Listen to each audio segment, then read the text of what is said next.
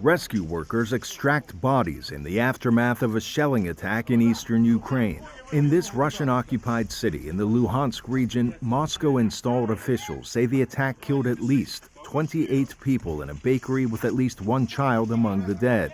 Ukrainian officials offered no comment. The news follows Ukraine's claim earlier this past week of sinking a Russian warship in the Black Sea.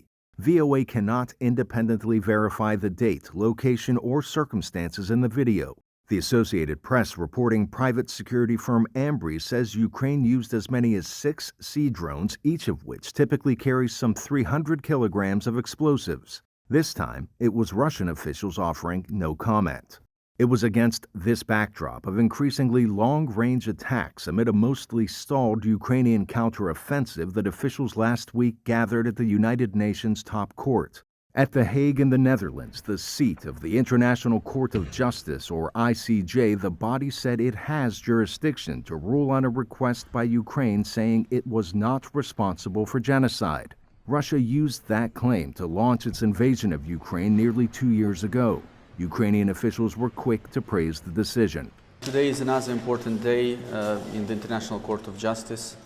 Today the court announced its decision that it has jurisdiction to proceed to the merits stage in the case Ukraine versus the Russian Federation on the allegations of genocide.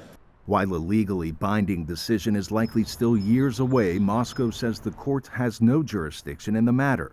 And while U.S. support for Ukraine is stuck in congressional partisan gridlock, the European Union last week announced a robust 4-year, $54 billion aid package for Ukraine. Today is indeed a very special day. The European Council reconfirmed Europe's unwavering commitment to stand with Ukraine. We all know that Ukraine is fighting for us. So we will support them with the necessary funding and provide them with the much-needed predictability they deserve. Meanwhile, at a field hospital just a few kilometers from frontline fighting, injured soldiers arrive in need of medical attention. One soldier describes increasingly closer explosions until one struck his position, saying his leg then moved wherever it liked. And for those stationed on the southeastern front, a visit from Ukrainian President Volodymyr Zelensky in which he handed out medals to soldiers near a position once occupied by Russian forces. Arash, Arabasadi, VOA News.